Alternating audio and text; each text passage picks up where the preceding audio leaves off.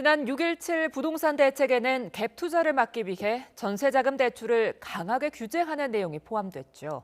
그런데 규제 발표 이후 기준과 대상이 모호해서 헷갈린다는 지적이 이어지자 정부가 어떤 상황엔 적용이 되고 어떤 상황은 예외인지를 다시 한번 밝혔습니다. 백종규 기자가 정리했습니다. 투기과열지구 등 규제 지역에서 3억 원이 넘는 아파트를 사면 바로 전세대출을 갚아야 한다는 규제와 관련해 가장 헷갈리는 부분부터 정부가 다시 설명했습니다.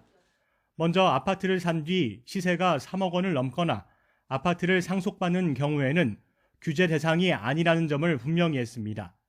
그러면서 규제 대상은 투기과열지구에서 3억 원이 넘는 아파트를 구매하고 전세대출을 신청하는 두 가지의 행위가 모두 규제 이후 일어나는 경우라고 밝혔습니다.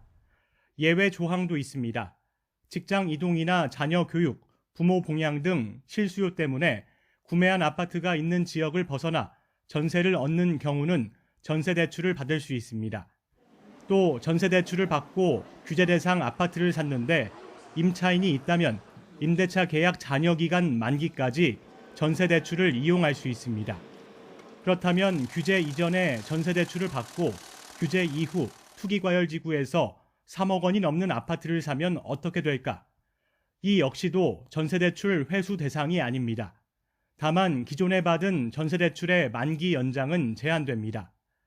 또 규제 전에 아파트의 분양권이나 입주권을 산 경우에도 전세대출을 받을 수 없을까? 규제가 시작되기 전에 구매 계약을 했다면 규제 대상이 아닙니다. 다만 가계약은 인정하지 않습니다. 이와 함께 전세대출을 받고 규제 대상 아파트의 분양권이나 입주권을 구매한 경우라면 아파트 소유권을 취득하는 시점에 전세대출 회수 규제가 적용됩니다. 강화된 대출 규제는 다음 달 중순 시행될 예정인데 갭 투자 우려가 큰 아파트가 규제 대상이며 빌라와 다세대 주택 등은 포함되지 않습니다.